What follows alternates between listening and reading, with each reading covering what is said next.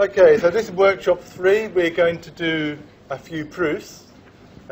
We'll give you some help, but it is important that you have to hand the definitions you're going to need. So any term that turns up, it would be good if you knew what that term meant. And if you can't remember what it means, it would be good if you could find the definition in your notes as quickly as possible. So the first question, it's an easy starter, and there are two completely different ways of doing it because of the two different versions I gave you of the definition of divisible, okay? But what this one says is, remember the notation, which way round it is. This one says that L divides into M, right? L divides into M, so it's M divided by L that's an integer. And this one says that M divides into N, so it's N, when you divide N by M you get an integer. And now you have to prove that when you divide M by L you get an integer, that way around. So that's an easy starter, but we'll come round and help you just see if you can use make sure you know the notation and that you've got the notation the right way round. It's rather important to remember which way round this divide notation is. Then, once you know what the notation, which way round the notation is, and then remember at least one sensible definition for it, then it becomes quite an easy question. Okay, so let's see if you can do that, but we'll come round and see how you're getting on. Okay. So here's proof 1.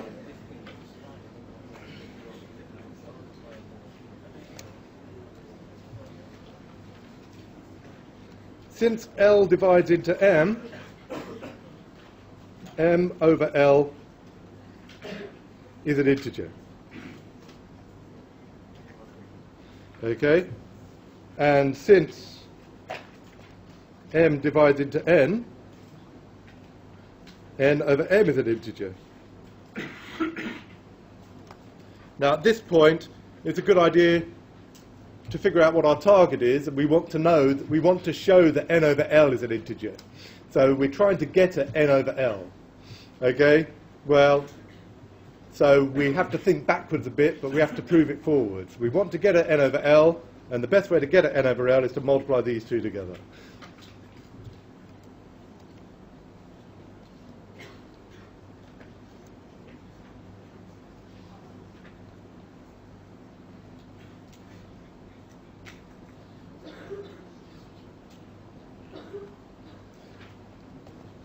Though sometimes I put a curl in my L's.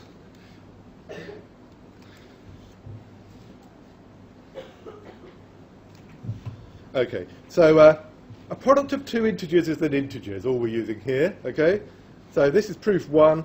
A product, that's an integer, that's an integer. If you multiply them together, it's an integer. And so since N over N is an integer, that tells you that L divides into N.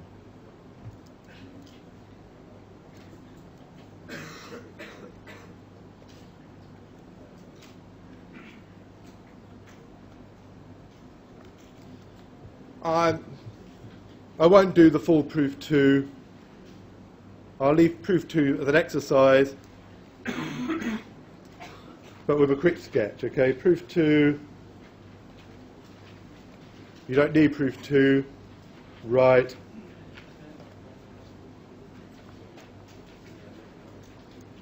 M equals K1 times L, and N equals K2 times M,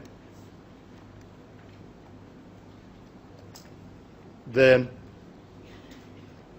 N equals K1, K2 times L.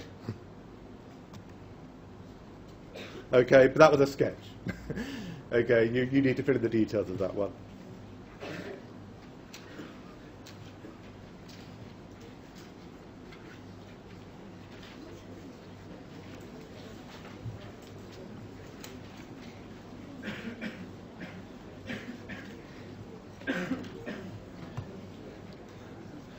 Okay, now question 2 is a bit more interesting.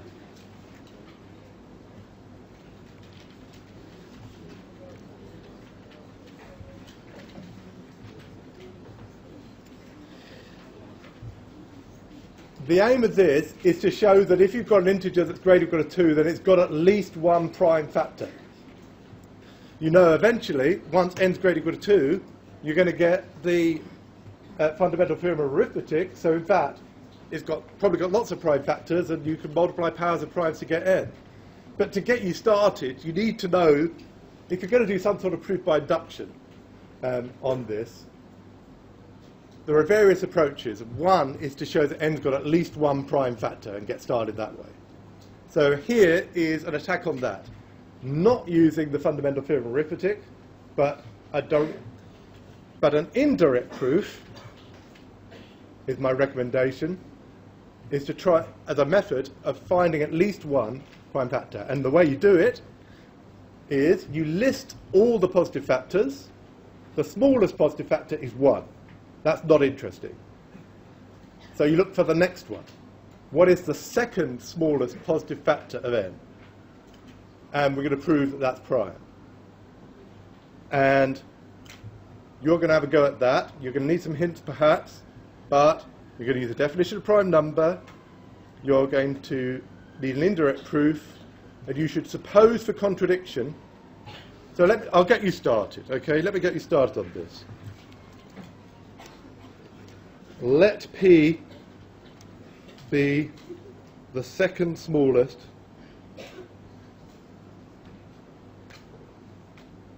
positive factor of n.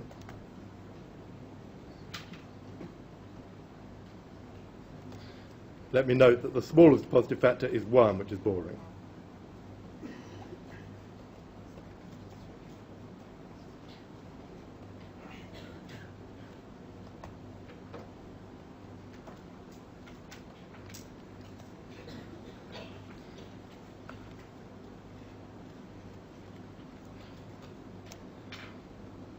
And what you should do is say, suppose for contradiction that P is not prime. Let's first note that P is at least 2. Okay? Suppose for contradiction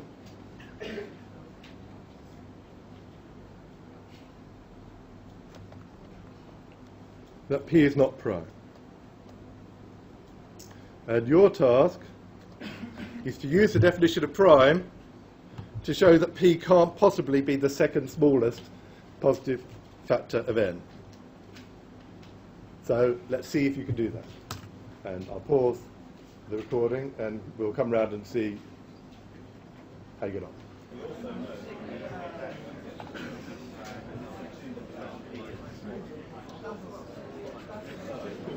Okay, I'm now going to give you a version of the proof.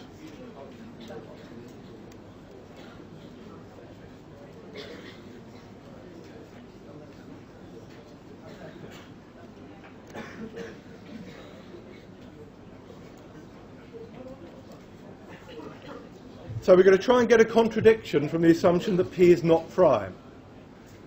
Now, we do know that P is an integer greater or equal to 2, so that can't be the bit that's going wrong.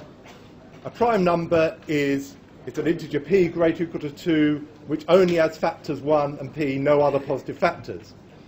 So since P is greater or equal to 2, the only bit that can go wrong is the bit about the positive factors. So P not being prime means that there must be another factor of P, a positive factor of P that isn't 1 or P.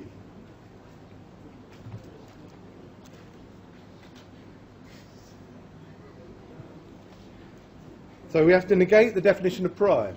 And the bit that we have to negate here is the bit about the only positive factor of P, the only positive factors of P are 1 and P. That's the bit that must fail.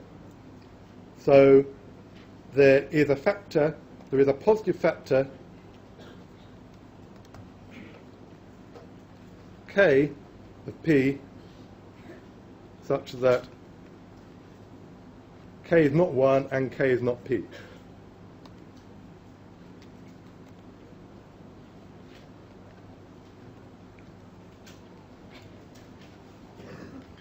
Bearing in mind that the positive factors of P will be between 1 and P, this will force 1 less than K less than P.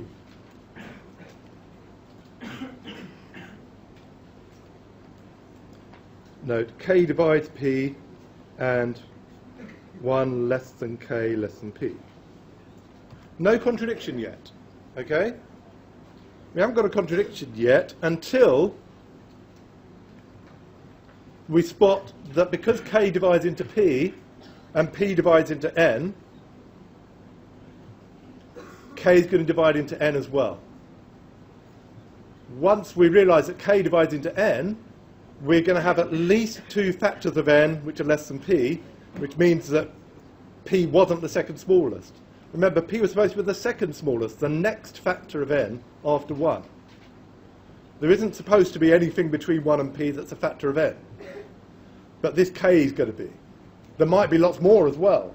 We're not going to. This isn't going to prove that p is the third smallest factor of n, but it will show that it can't be the second smallest. Okay? So just to fill in the details of that, by question 1,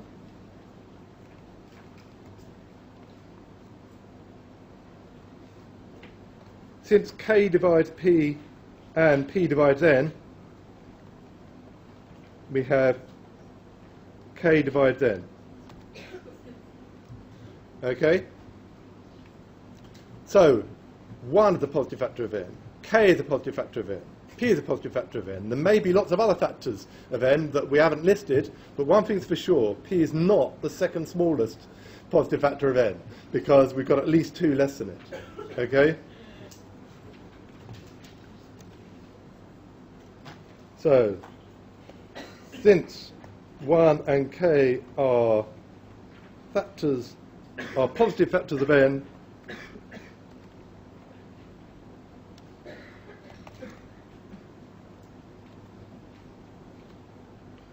which are less than p,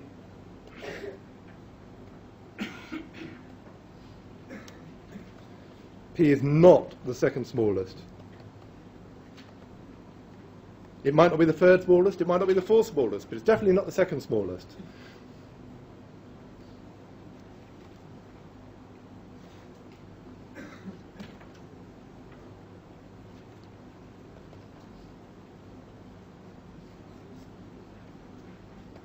We don't know whether k is the second smallest either, but that doesn't matter, right? This turned up on last year's exam, and a lot of people at this point said, so k must be the second smallest positive factor of n, which is a bit dubious because we don't know that, nor do we need it. All we need is to know that p isn't the second smallest, okay? That's a contradiction because p was the second smallest. And the only dodgy assumption we made was we said we're going to assume the contradiction that p is not prime. So in fact, p is prime.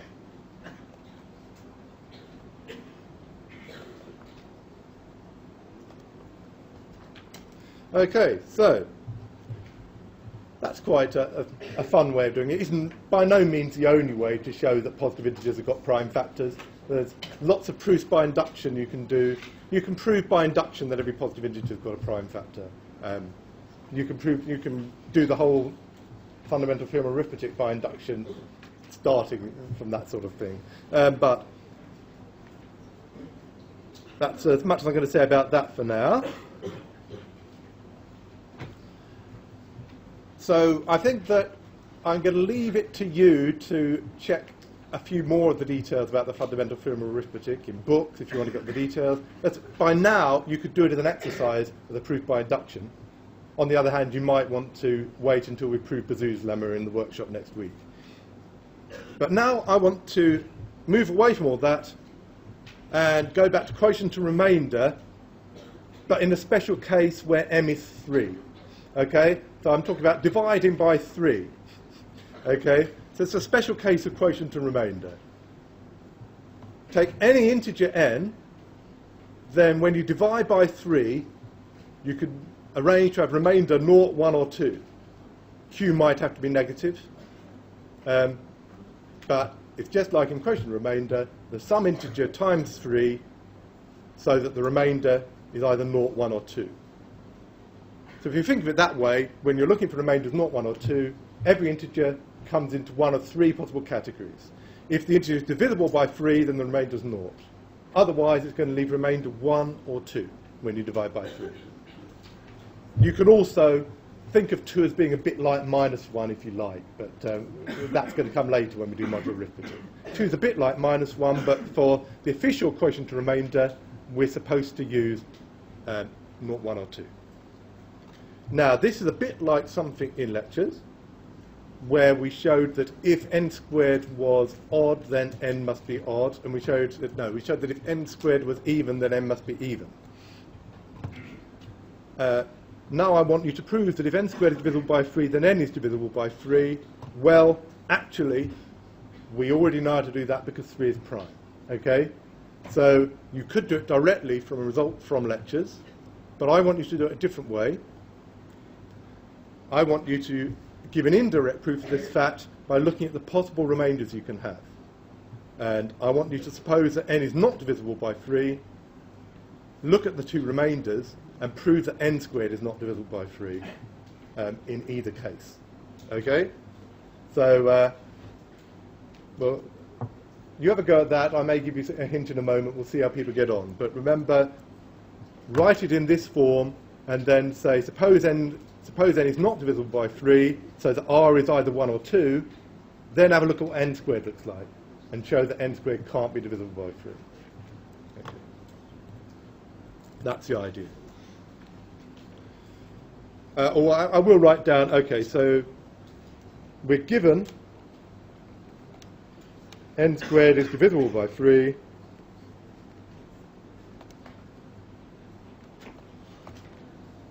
Suppose for contradiction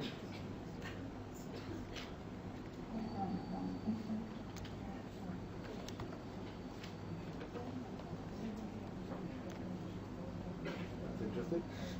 I think it's coming from outside. Suppose for contradiction that n is not divisible by 3.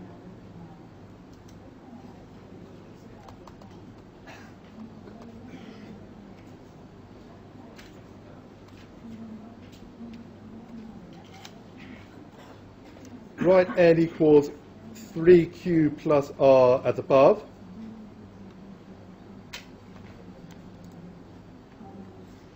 R can't be 0, you will note, because otherwise n is divisible by 3. So r can only be 1 or 2. Try both cases and get a contradiction from them. Okay, so that's your task. To square n and note that r equals 1 or 2 gives you a contradiction to the fact that n squared is supposed to be divisible by 3.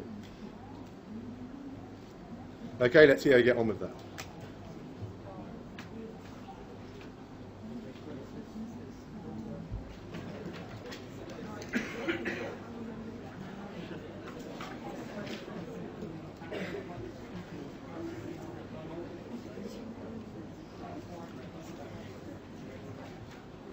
Okay, I'm now going to finish this proof off so that you have a bit of a chance to think about the last question.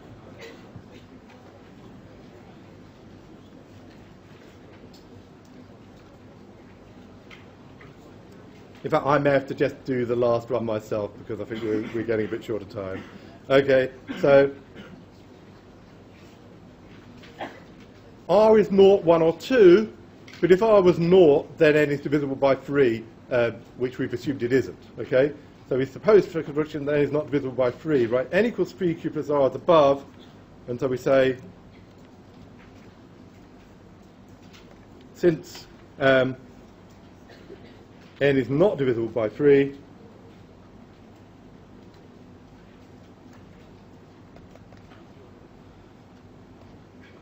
we have r equals 1 or 2. Now you can treat those two cases separately, or you can do them both together. I'm going to do them both together. Okay? So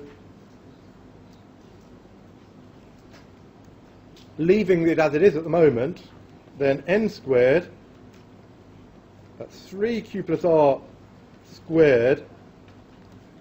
We're remembering that r is 1 or r is 2 for the moment. That's equal to 9q squared plus 6qr plus r squared, remembering our binomial formula for squaring things.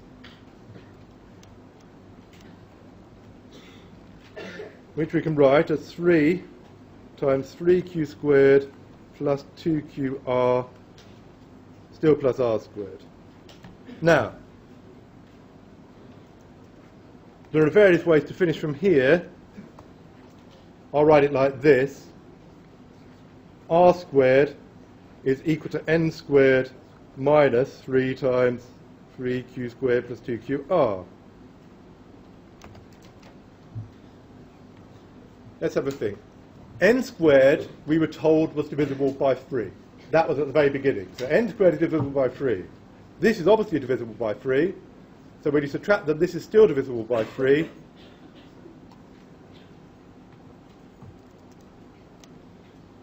Remember, this is divisible by 3 as part of the original statement.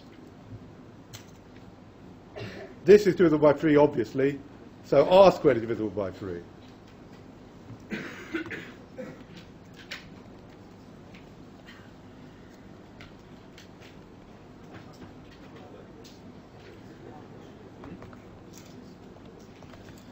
We've got a slight problem. R is 1 or R is 2, so that tells you that either 1 or 4 is divisible by 3.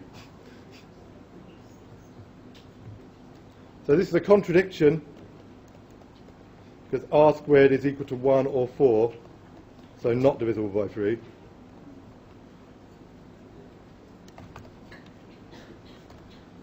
And so the result follows.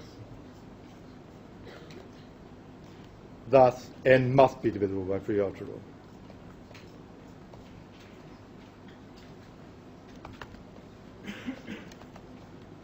Okay, so that's two different proofs we've got for this, because we've got this proof here using remainders, or you can use the result we had in lectures about prime numbers. If a prime number divides into a power, it has to divide into a number in the first place.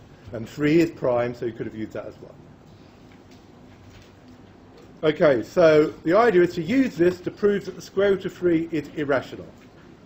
And we're going to do exactly the same as the proof of the square root of 2 is irrational, except we're going to use we're going to use divisible by 3 instead of even. Okay? So suppose for contradiction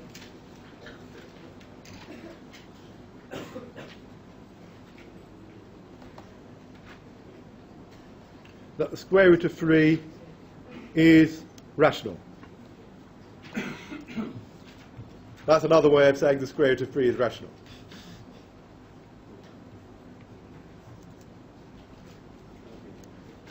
Then, using lowest terms,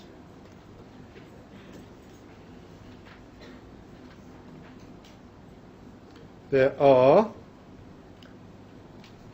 m in z, n in n, with highest common factor 1. So the highest common factor of m and n being 1, and m over n equals root 3. Every rational number can be written in lowest terms in this way. We're going to get contradiction from that highest common factor being 1.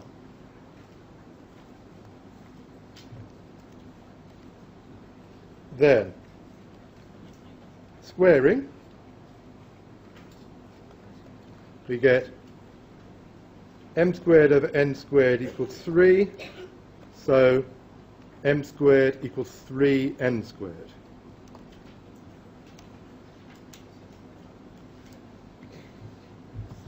What should we do next? This is a statement about integers. This wasn't about integers and this wasn't about integers, but now we've got a statement about integers. It's very good to get statements about integers. Let's call that star.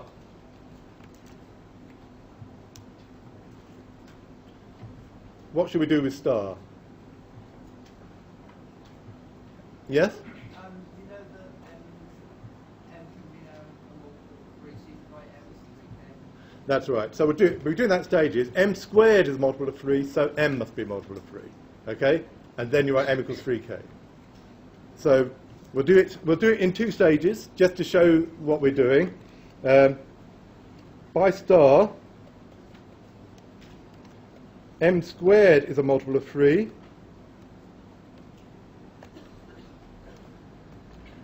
And so,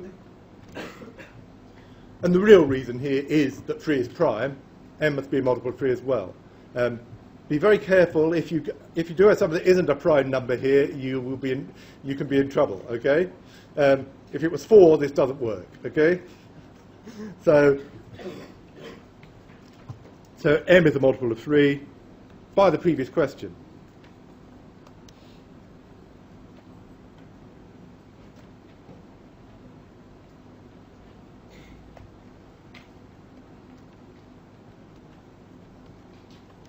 So right, does not work for 4.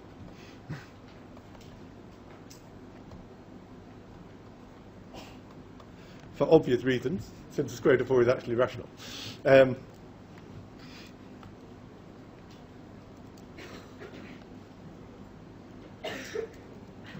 So write m equals 3k. Oh, I did want blue actually.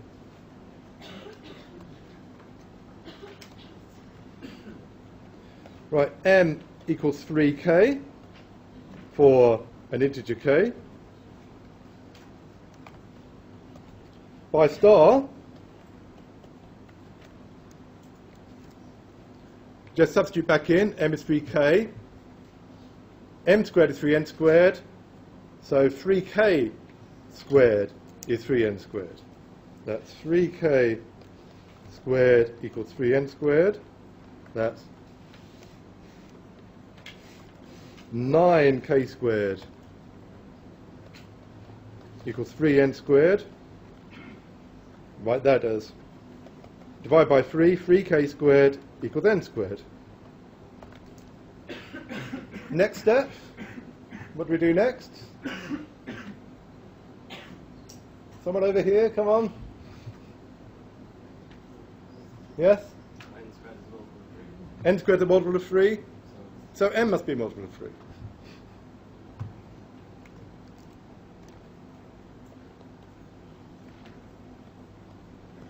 So n squared is divisible by 3.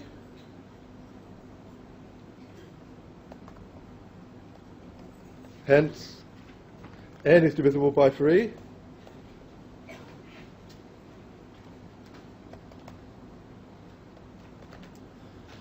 Does not work for 4. Same problem as before.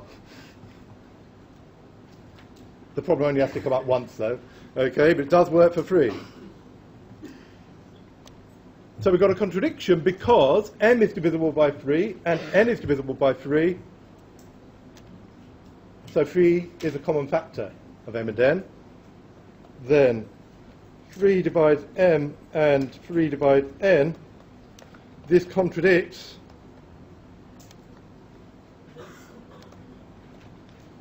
the fact that HCF of m and n is 1.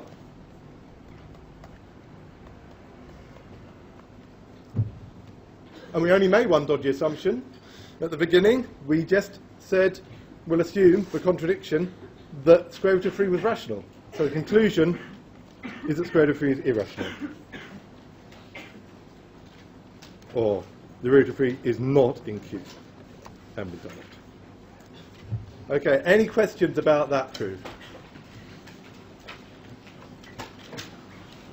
If not, we'll stop there. And I'll see you next week. Have a good weekend.